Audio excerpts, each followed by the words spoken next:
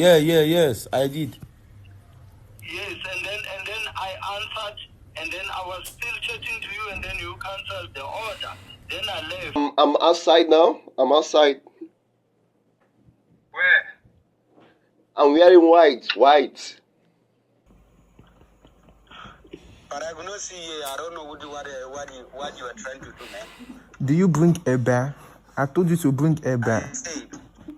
I don't know what you are trying to do because 500 ready. I come here, I don't see anybody. Izimoto lezi ezibizwe endaweni eyi-1.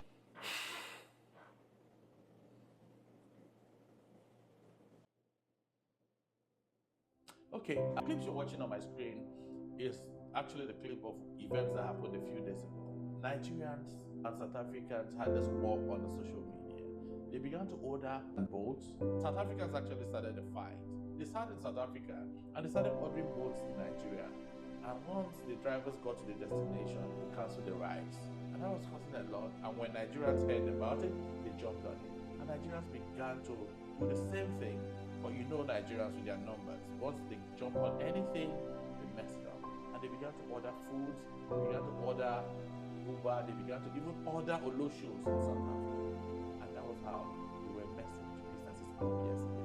Until the company had to shut down their business for a while. The enmity between Nigeria and South Africa is getting to another level. And I think it's time for the government and the businesses to intervene. But this happening looks like banters and cruises. But there's a deep-seated hatred against people from Nigeria. I don't know why. Nigeria is hated by other African countries. And it's not because of any other thing significant. But one thing I know is when you are big, you are big. Nigeria has a size, it has a market, it has a population. So it is natural to be hated for certain advantages. But I think it's an opportunity for Africans to sit together and always think of how to make the continent great. We wasted a lot of time, energy, and resources destroying our businesses. And it's not something to laugh about. Innocent people suffered. Nigerians and South Africa are alike. Some of these businesses in South Africa, I'm sure, are owned by even Nigerians. And some of the people affected in Nigeria could be South Africans. It might get to a point where we may not be able to manage this and we may end up in war. How can a country that once fought for the liberation of South Africa become the most hated country by South Africans? Why should Nigerians be treated with a lot of disrespect by South Africans? As Nigerians, we must think about solving our problems in other African countries. It's normal to be hated for who you are, but I think there are ways of trying to manage conflicts. I hold the government of Nigeria and government of South Africa responsible for what is happening.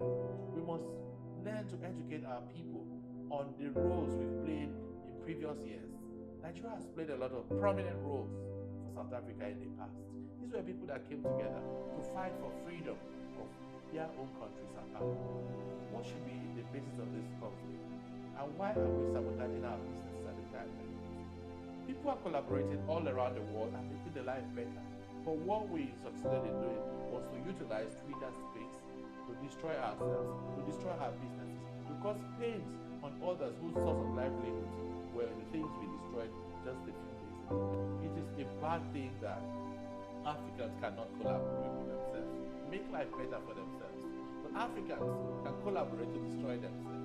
And I think this is not coming from anybody in the West. This is not being inspired by anybody from Europe. And this is what we have chosen to do to ourselves.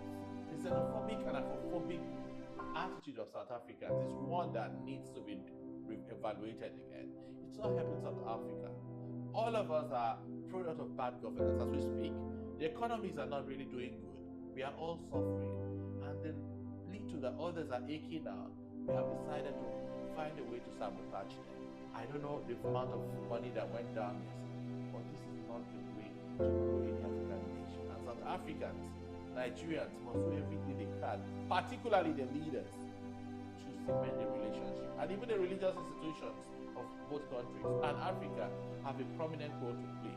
Africans, I see a growing hatred against Nigeria.